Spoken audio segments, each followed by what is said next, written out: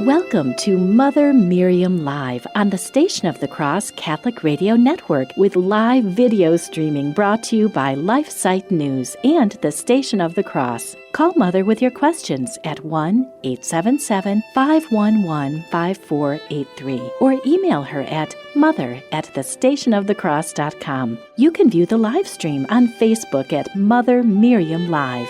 Now, here's Mother Miriam. Good morning, beloved family. Good morning. I love being with you. I love our mornings together, or whenever you're listening to the podcasts on the Station of the Cross and LifeSite News, or Mother Miriam Live Facebook, or LifeSite News Facebook, Station of the Cross Facebook, all over the place. I'm so thrilled to be with you. And you know, we began yesterday. We are 3 days away from the beginning of the Amazon Synod.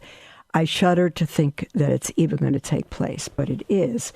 And so yesterday, in this month of the Rosary, I began to take us through Cardinal Sarah's Cri de Coeur. It is the cry of his heart. The Catholic Church has lost its sense of the sacred, and it's an exclusive interview with Cardinal Sarah, who is the prefect of the Congregation of Divine Worship and the Discipline of the Sacraments. It's by Edward Penton, an outstanding journalist with the National Catholic Register. And it begins this way. Cardinal Robert Sarah has said the Synod of Bishops on the Pan-Amazon region, being a regional assembly of bishops, is not the forum to discuss priestly celibacy, a subject that is unbearable for the modern world because some Westerners can no longer tolerate this scandal of the cross. Now, I am going to, and I think that maybe some of the magisterium, the bishops all over the world have become insensitive to the incredible damage that is being done to the faithful. So used to scandal and debauchery and living outside the faith, I think much of the leadership of our church has little idea, if they can even understand it or care to understand it, the incredible pain that's being inflicted upon the faithful. It's just tremendous. I'm going to continue. And of course, Edward Penton has interviewed Cardinal Sarah on his latest book, The Day Is Now Far Spent, which we had on the cover of our most recent newsletter this summer. The Day Is Now Far Spent. And I'm going to continue from where we left off yesterday.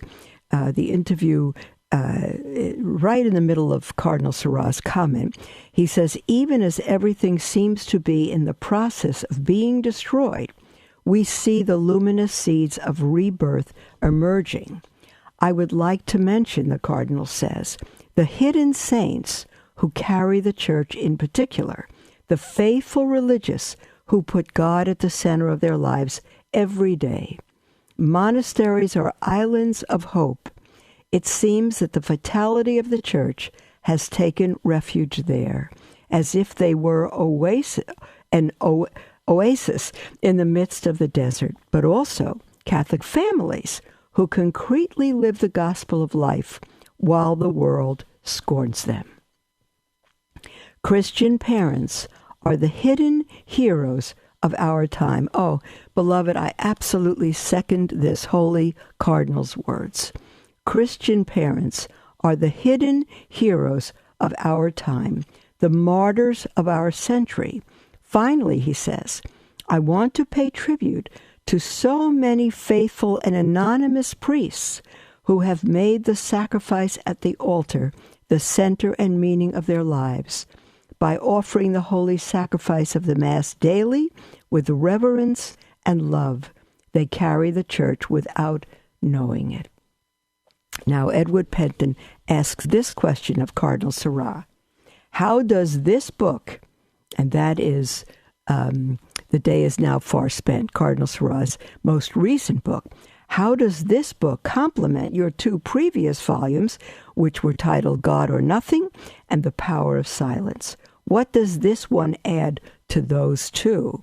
Cardinal Sarah responds, in God or Nothing, I wanted to give thanks to God for God's intervention in my life. By God or nothing, I would like to succeed in placing God at the center of our lives, at the center of our thoughts, at the center of our actions, at the only place he must occupy, so that our Christian journey can revolve around this rock on which every man builds himself and structures himself until he attains, quote, to mature manhood, to the extent of the full stature of Christ. That's a quote directly from St. Paul's epistle to the Ephesians. The Power of Silence, the Cardinal's second book, is like a spiritual confidence. We can join God.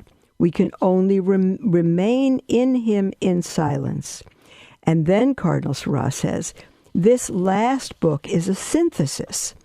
I try to clearly describe the current situation and describe its root causes.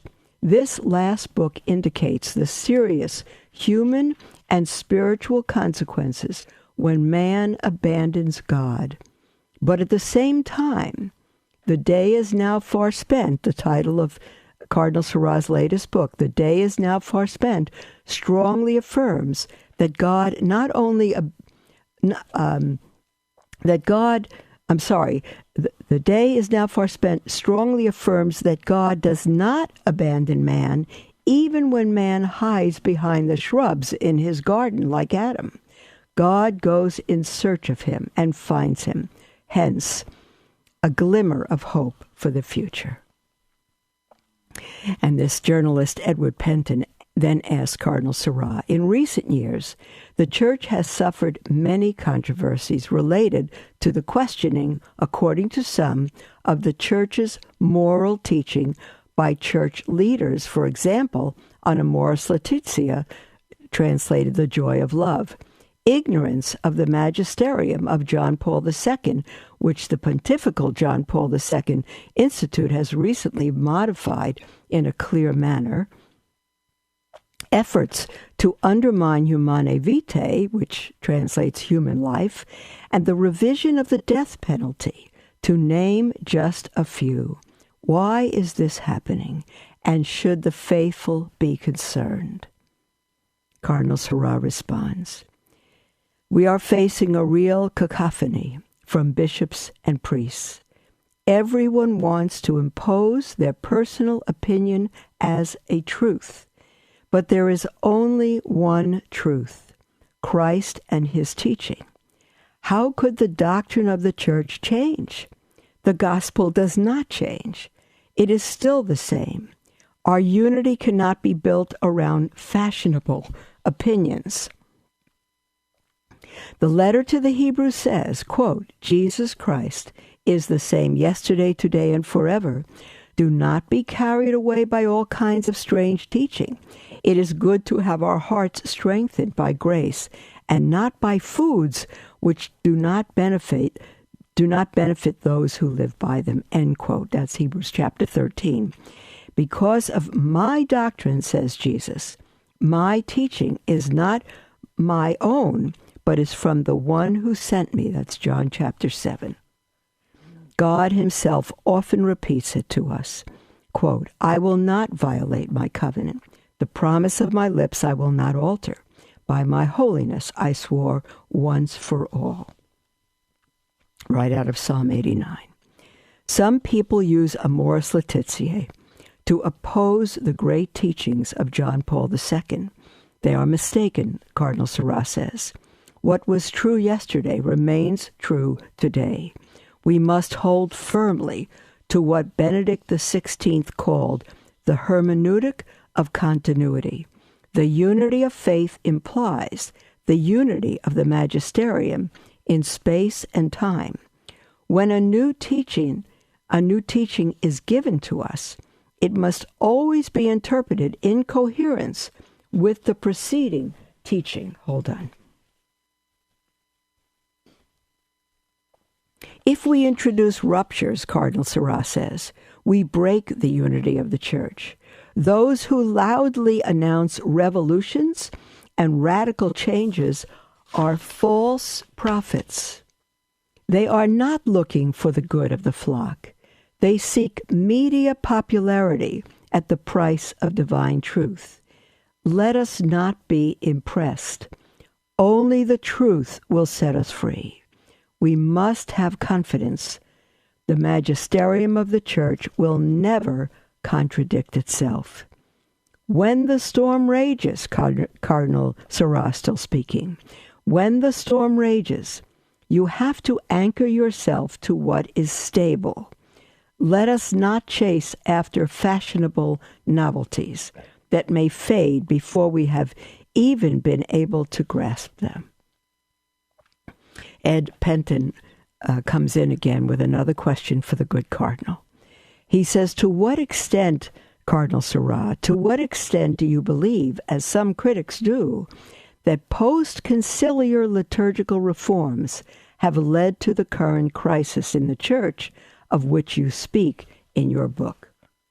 Cardinal Sarah responds, I believe that in this matter, Benedict XVI's teaching is luminous. He dared to write just recently that the crisis of the liturgy is at the heart of the crisis of the Church. If in the liturgy we no longer put God at the center, then neither do we put him at the center of the Church. In celebrating the liturgy, the Church goes back to its source. All its raison d'être, its reason for being, is to turn to God, to direct all eyes toward the cross. If it does not, it puts itself at the center. It becomes useless. I believe, says Cardinal Sarah, that the loss of orientation, of this gaze directed toward the cross, is symbolic of the root of the Church's crisis. Yet the Council had taught that, quote, the liturgy is mainly and above all the worship of the divine majesty, end quote.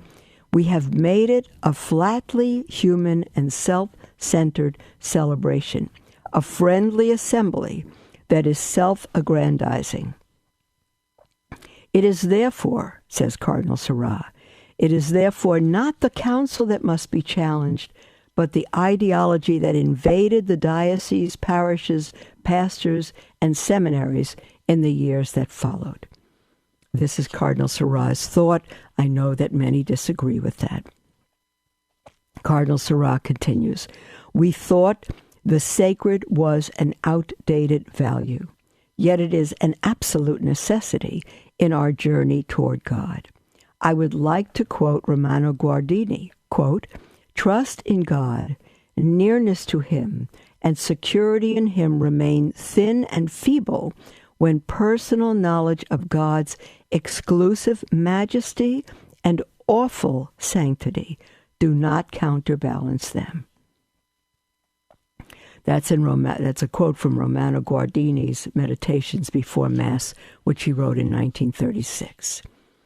Cardinal Sarah continues, in this sense, the trivialization of the altar, of the sacred space that surrounds it, have been spiritual disasters. If the altar is no longer the sacred threshold beyond which God resides, how would we find the joy of approaching it? A world that ignores the sacred is a uniform, flat, and sad world. By ransacking our liturgy, we have disenchanted the world and reduced souls to a dull sadness. Edward Penton comes in again with another question for Cardinal Sarah. He asks, what aspects of the liturgical reform have had a positive or negative effect on the faithful, in your opinion? Cardinal Sarah responds, it is important to underline the profound benefit that the greatest variety of biblical text offers for meditation. Similarly, the introduction of a moderate dose of vernacular language was necessary.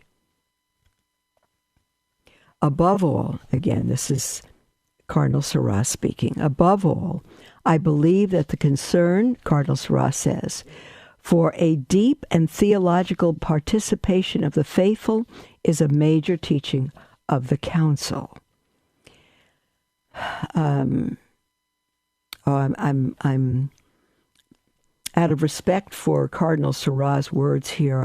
I'm holding back on commenting too much so I can give you his words and read this interview to you.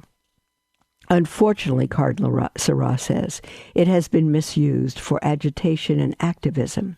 It has been ignored that the active participation of the people does not consist in disturbing roles and functions, but rather in introducing the faithful into the depths of the Paschal mystery so that they may accept to die and rise with Jesus through a more authentic and radiant Christian life based on evangelical values.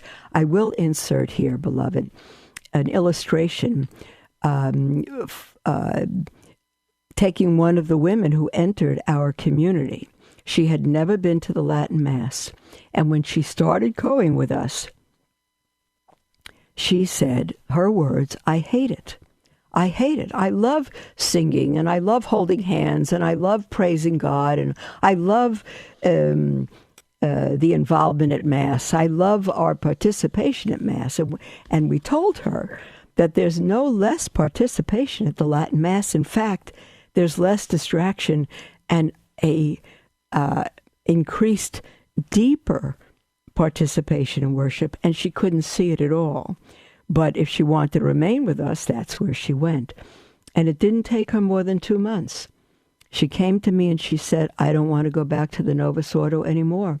She said, "I have fallen in love with this Latin Mass. I never, ever understood it, but now I can enter into it in a much deeper way." It was within 2 months, an incredible, wonderful transformation. People do not understand that until they really begin to experience the Latin Mass and to participate and make an effort to follow it and understand it. Cardinal Sarah continues, to refuse to consider the liturgy as Opus Dei, that is, as a work of God, is to run the risk of transforming it into a human work.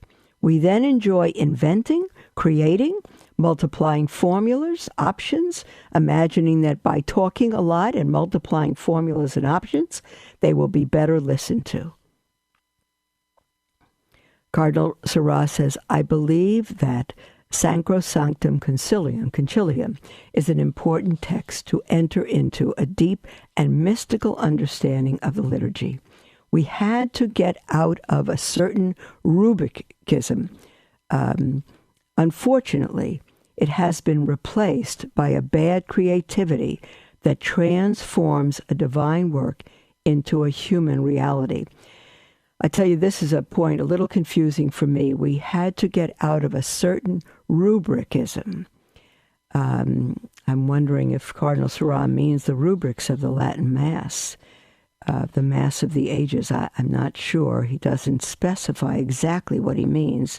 He says, unfortunately, it has been replaced by a bad creativity that transforms a divine work into a human reality. The effective work of pedagogy, the contemporary technical mentality that would like to reduce the liturgy to an effective work of pedagogy. To this end, we seek to make the ceremonies convivial, attractive, and friendly. But the liturgy has no pedagogical value except to the extent that it is entirely ordained to the glorification of God and to the divine worship and sanctification of men. Active participation listen, beloved, Cardinal Sarah goes on a while. Don't tune out. I'm really trying to not explain much of what he says. I'm trying not to interject my comments.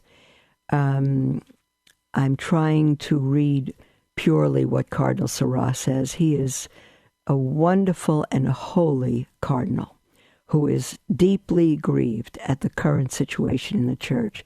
Don't tune out, beloved. Try to understand his words. He says active participation implies, in this perspective, to find in us that sacred stupor. Listen to this, beloved. It doesn't apply in holding hands and singing and greeting your neighbor. Active participation implies, in this perspective, to find in us that sacred stupor, that joyful fear that silences us before the divine majesty. We must refuse the temptation to remain in the human to enter the divine. In this sense, it is regrettable that the sanctuary of our churches are not a place reserved for divine worship, that we enter them in secular clothing, that the passage from human to divine is not signified by an architectural boundary. You see, the architect of the new modern churches, there's no separation between the secular and the divine. And most of the people, we go in secular dress as if we could go to the beach in the same dress. Likewise, Cardinal says, if, as the Council teaches, Christ is present in his word when it is proclaimed, it is unfortunate that readers do not have an appropriate dress that shows that they are not saying human words, but a divine word. This is a tremendous source of grief. We go to the Novus Ordo here because we can only get to the extraordinary Latin Mass on Sundays because of our schedule. If I go to the extraordinary form, the Latin Mass during the week, I would not be back in time to do this program. It's too far away. So we go on Sundays, and we go during the week to the Novus Ordo. And we've gone to the cathedral, we've gone to noon masses, evening masses, morning masses. It is unbelievably grievous that women go up in short skirts or tight pants, men go up in shorts, in jeans, immodest clothing, and read as if they have no clue what the scriptures are about. They are not even only not good readers, they are, some are read as professionals without having any clue about what they're reading. It's a travesty. Finally, Cardinal Sarah says, if the liturgy is the work of Christ, it is not necessary for the celebrant to introduce his own comments. Oh, it's not only not necessary, dear priests, it is a stab to our heart. You detract from the Mass. You disturb us when you introduce your own comments, as if the Church is not sufficient enough in forming the Mass.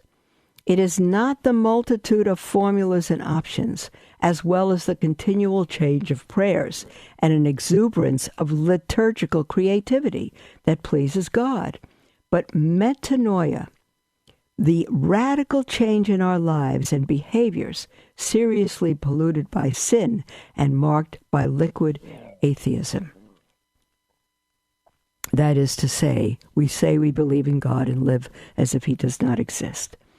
It's necessary, the Cardinal says, to remember that when the Missal authorizes an intervention, it must not become a profane and human discourse, let alone a commentary on current events or worldly greeting to those present, but a brief exhortation to enter into the mystery. Dear beloved priests, no jokes, no profane language. Lead us to God. We beg you to do that. Lead us to God. Cardinal Sarah says, nothing profane has its place in liturgical actions. It would be a serious mistake to believe that worldly, spectacular elements would encourage the participation of the faithful. These elements can only promote human participation and not participation in Christ's religious and salvific action. You know, dear priests, dear bishops, I'm not sure that the faithful don't get this more than most of the priests today. We grieve at what happens at the Mass. We grieve at irreverence. We grieve at the priest's intervention, making a mockery of the Mass. We grieve at that. You're not befriending us. You're not becoming one of us. You are betraying your vocation, and it stabs our hearts. But dear priests, dear bishops, we beg you to take up your vocation.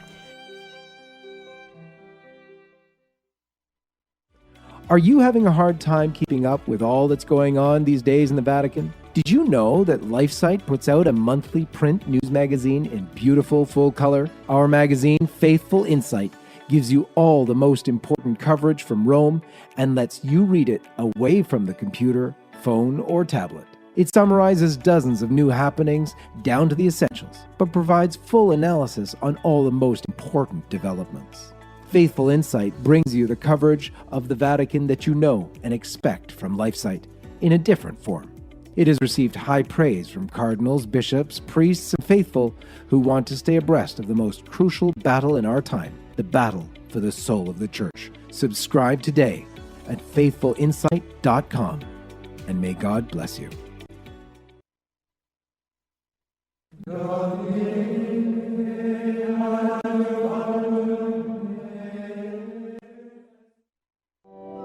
The Liturgy of the Hours is prayed 3 times a day on the Station of the Cross at 5 a.m., 3 p.m., and 9:30 p.m. Eastern.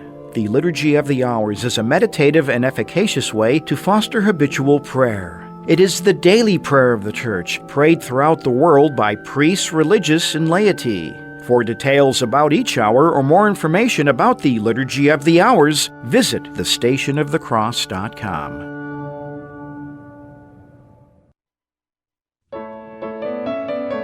By birth, babies' taste buds are concentrated to the tongue and remain there. But at only 7 weeks in the womb, taste buds emerge all over the young baby's mouth, allowing a wide variety of tastes, even before birth. Amniotic fluid surrounding the baby is flavored by whatever mom is having. Human life is sacred. Think about it. coalitionforlife.com.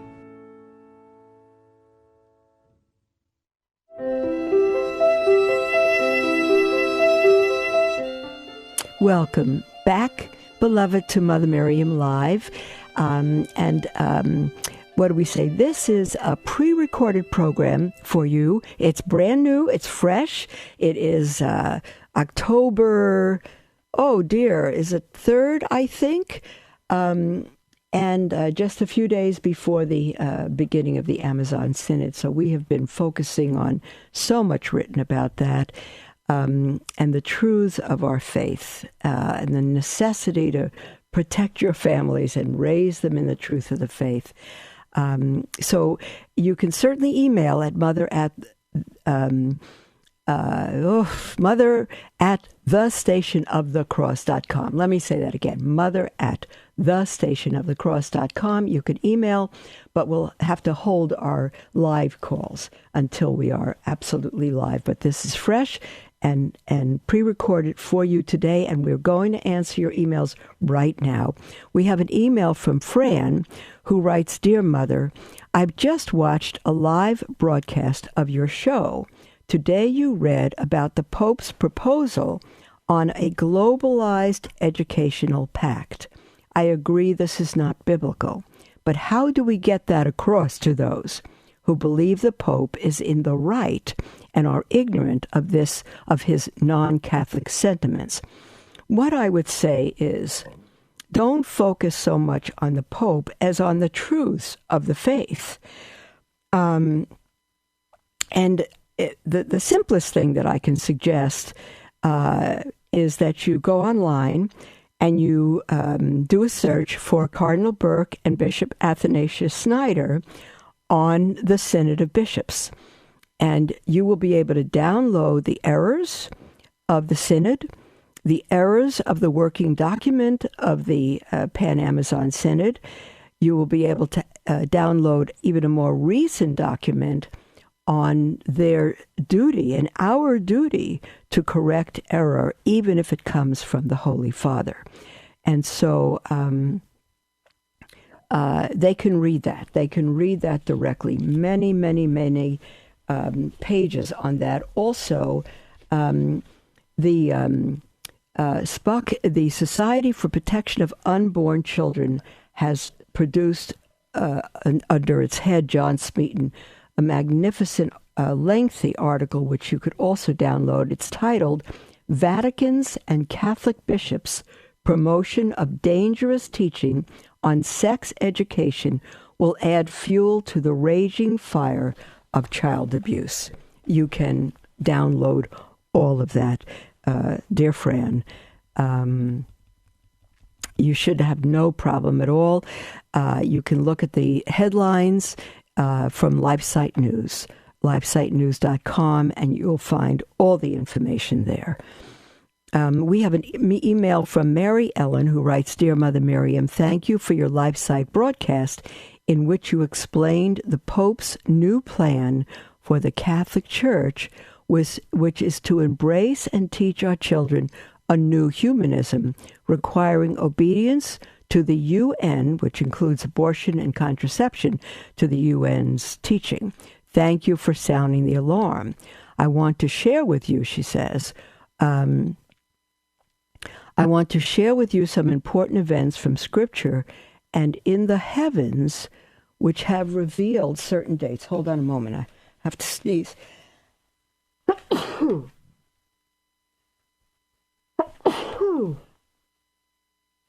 Oh, excuse me. Okay, let me see. I believe these may coincide with what you are saying about the new humanism, which includes worshiping. Oh, pardon me, I got a cold. Worshiping the quote-unquote absolutes. Well, I tell you what, I'm not going to go on with this email because she's identifying scriptures which are believed to identify certain happenings in the church and all of that. And this is not official church teaching. These are people putting together certain prophecies and projections as they see fit, and they may be right, but we're not going to take that up here on Mother Miriam Live. So let me just see. Okay. Certainly what's going on in the church today, I can tell you, is in agreement, is in agreement with the words of Our Lady of Fatima, of Our Lady of Akita, Our Lady of La Salette, and Our Lady of Good Success, all from the beginning of the middle of the 20th century on. And so we'll say that, and I won't go on with this email. All right, we have another email from Christopher who writes, Dear Mother Miriam, how do I go about defending our Pope, our cardinals, our bishops, and the rest of the clergy against the tragedies of our homosexual scandals? How do I tell departing Catholics to stay? How do I tell Catholic parents to continue to encourage their children to pursue vocations to the clergy? Lord Jesus, please help us. Please inspire us. In your holy name we implore you. Christopher, you tell them the same way I tell them, the same way Jesus told them. What did the 11 apostles do when Judas defected? Did they say, how do we tell others to join us? No, they simply elected Matthias. They just said, no, we don't leave Peter for Judas. We don't do that. No, we stick to the truth. We stick to the truth of the church. And so that's what we do today.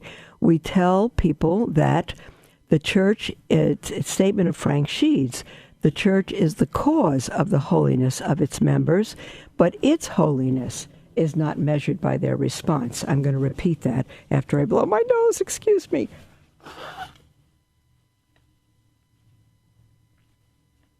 I have no wall to hide behind to blow my nose. I'm sorry. I'm going to repeat that statement of Frank Sheed, a great apologist of the 20th century. He said, the church is the cause of the holiness of its members, but its holiness is not measured by their response. Beloved, the church was founded by Christ, and the gates of hell will not prevail. This is true, no matter what age. And if you believe there's a devil, then you understand that that's what he's going to attack, the church. The scriptures say it in the end times. The enemy will divide. Men's hearts will grow cold. They'll grow greedy. Even the elect will be deceived. All of that. We're in the midst of that right now, beloved. It doesn't mean the church isn't true. It means that everything the scriptures say is coming true right now. And we need to remain true to Christ, who loved us and gave himself for us. Beloved, we'll be right back after this second break. Don't go away, but you are welcome not to call in today, but to email at mother@thestationofthecross.com. We'll be right back.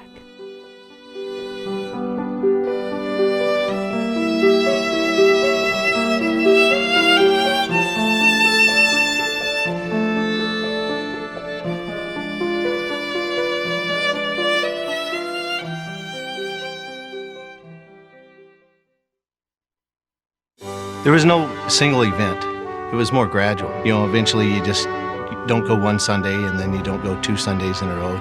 Then went through a divorce and ended up being a single parent. If I didn't have church or God, I would be back at that lonely stage, that trouble stage. Whenever you get anxious and worry about things, you just know that Jesus has it under control. If you've been away from the Catholic Church for any reason, visit CatholicsComeHome.org. The future of the family is grim. As Our Lady of Fatima said, the final battle will be for the family. It truly seems as though we're in the heat of this final battle and we need your help. Our mission at LifeSite News is to educate and activate readers with the information they need to defend life and the family and restore Christian culture. We are currently the most popular pro-life website on the internet with over 40 million unique users every year. And we've been experiencing an even bigger reach than ever this year. But we need your help to reach more of the 7.7 billion people on Earth if we are to truly succeed in changing the culture. Please consider donating to help our mission of promoting the culture of life and fearless defenders of the faith like Mother Miriam. Visit give.lifesite.news.com to give today. Thank you for your support.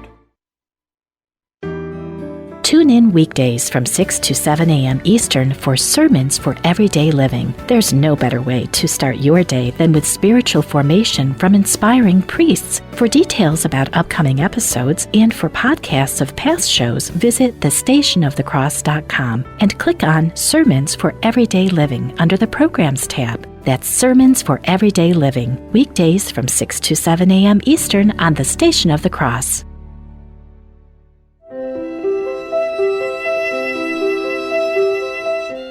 Welcome back, beloved, to Mother Miriam Live. I'm thrilled to be with you. And again, we cannot take your calls this program, but we can certainly receive your emails at mother@thestationofthecross.com. And let me go now to an email from Roland, who writes... Hold on now, let me get him. Good morning, Mother. Just wondering what your thoughts are on the Saturday Vigil Mass. Is this supposed to be mainly for people who would not be able to go on a Sunday? I think people may be using it so that they don't have to go Sunday. Well, there's more to your email, Roland, but the answer is already yes. Number one, you will not find a Saturday evening Mass in the Latin, among the Latin Mass, the extraordinary form, because the day of worship is Sunday. And while Sunday, has begun, now according to the Jewish calendar, the day starts at sundown the night before, and so the Catholic Church has adopted that in saying that Saturday night, which is true, is the vigil of Sunday, which is true. But that's always been the case, and yet in the extraordinary form Mass, you will not find a Latin Mass on Saturday night for Sunday.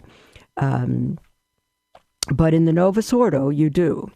And yes, it was initially only for those who cannot go on Sunday because they work and their boss won't give them the day off and they need to go to Mass. That was for extraordinary circumstances, yes. And Roland says, I think people may be using it so they don't have to go on Sunday. I think you're right, Roland, and that's tragic. Roland says, I hear comments like, by the time you go Sunday, you lose half a day. Well, you don't lose half a day. If you're at church, you have gained half a day in worshiping God. And he says, another comment, if I go Saturday, I could have Sunday for myself, end quote. Well, the answer to that is, you're not supposed to have Sunday for yourself. Sunday is for God. It is not for you. It is for God. It is the one day of the week God sets aside for himself, for us, to worship him. And then finally, another comment Roland puts in, it doesn't matter when you go. Yes, it does. Sunday is the day of worship. And Saturday night, again, is to be only for those whose bosses will not allow them to go on Sunday. I know of other situations where some people with poor eyesight or who are elderly cannot go. I don't know why else they can't go. There are all kinds of reasons why they go Saturday night, but it shouldn't be. It shouldn't be. And Roland says it seems a lot of older retired people who could go Sunday choose to go Saturday. He says, I know within my own family, I get pushback on this. Thank you. Now, Roland, if you're the head of your home, you need to instruct your family and not give in to any pushback. You need to instruct them on not ordering them. I'm the father and that's the end of it. No, you need to teach them why Sunday, so they could teach their friends why they go Sunday, why they don't play baseball on Sunday, and all of that. Roland says, thank you for your pure Catholic black and white way of talking about things. It is very refreshing, especially when sometimes I feel as though it is me against everyone else. God bless. Roland, you know what, when you think that, think of Elijah in the Old Testament. That's what he thought. And God said, no, Elijah, I got 4,000 who haven't bent the knee to Baal. So no, there are many. It's just that we're spread all over the place. So it's very hard to realize that you're absolutely supported. And make sure, Roland, dear one, if you have young children at home, that they don't talk back to you disrespectfully. Be very strong and stern, not tyrannical, but teach them the way it should be. Or we have an email from Daniel in California who says, praised be Jesus Christ, Mother Miriam. And he says, do baptized Christians who become proselytes at the gate by keeping only the 7 Noahide laws for Gentiles lose their salvation in Jesus Christ? Oh my goodness.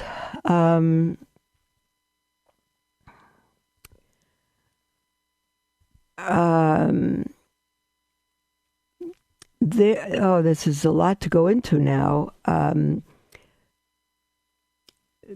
These are the 7 laws of what's called the Noahide laws. They were, according to the Jewish understanding of the Talmud, given to Noah as a set of laws for the children of Noah for all humanity. Not Jewish laws, but basically morality for all of humanity. And of course, this predated Abraham, predated the Jewish people, and there were moral laws. However, nobody is saved by those laws. Nobody is saved by those laws. So Danielle asks, do they lose their salvation in Jesus Christ? Well, I don't know if they ever had salvation in Jesus Christ. If they once believed in Christ and they've been proselytized, they've converted, so to speak, to keeping only the 7 laws under God's laws to Noah, and they're no longer believing in Christ for salvation alone. There's no other name under heaven by which we must be saved. And so they would lose their salvation in Jesus Christ. But the fact is, you cannot lose what you don't have. Salvation is a process. Paul wrote to the Romans in Romans chapter 8, that whom he called, those he justified. Whom he justified, he sanctified. Whom he sanctified, he glorified. Salvation is a process. Peter writes, as we go on, we are nearer to salvation than we've ever been. And those who persevere to the end will be saved. No one is fully saved until they're in glory. And therefore, the Catholic Church teaches, once saved, always saved, because you're not utterly saved until you're in glory, until you're in heaven. And you can turn from God. God gives us the freedom. He says the truth will set you free. From what? From death, from hell, from Satan. To what? To follow God. But we are not free to follow God if we are not free to not follow him. And so, yes, if we turn from Christ, we've taken ourselves off the path of salvation. And unless we turn back, we will be in hell for all eternity. That's what our Lord teaches. Excuse me. Again, Acts chapter 4, verse 12, there is no other name given under heaven by which we must be saved. Now, anyone who wishes to find out what those 7 laws are, simply look up the 7 Noahide laws, Noah, Noah, IDE laws, and you will get the full description of them. There's no salvation apart from Christ. Absolutely not. Okay. Now, of course, no one knew Christ in the Old Testament, but Christ's death is at the center of history. Those who submitted to the full law of God as he gave it, believing that he would bring a Savior, a Messiah, are saved by Christ, not by the law. The law could save nobody. And again, we are after the law. And those of us who believe in the salvation, the salvific death and resurrection of Christ, will be saved. Nothing else. No other religion will take us to heaven. Absolutely none. The Catholic Church teaches that those, through no fault of their own, do not specifically know of the Catholic Church in the way of salvation, not will be saved, but can be saved. If they live up to the grace of God, they have been given, because God will lead them further. They will say yes to him. And that's true for Catholics. If Catholics are not saved because they call themselves Catholic, but because they follow the truths of the Catholic faith. And Catholics, like Jews of old, have more on this earth than any other human being. And if you call yourself Catholic and don't follow the Catholic Church, there's no hope for you. And you have more accountability than anyone else. Excuse me. My cold is getting better, trust me. To whom much is given, much is required, and no one is more accountable for the truths of God than the Catholic on this side of heaven. We have an email from Andrew who writes, Dear Mother Miriam, I am a frequent listener to the Station of the Cross 1060 at 1060 AM.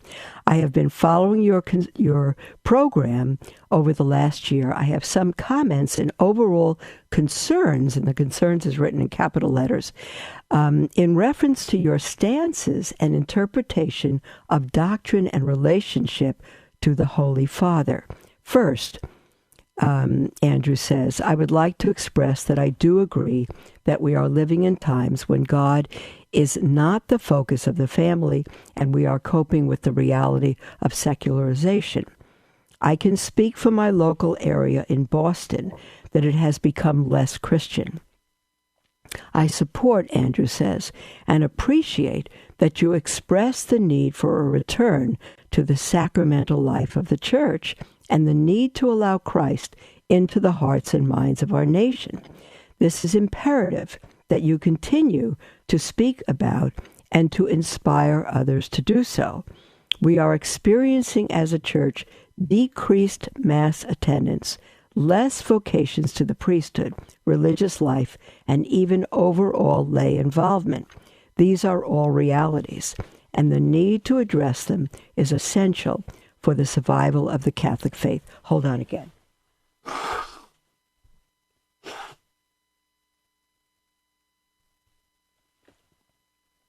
Okay.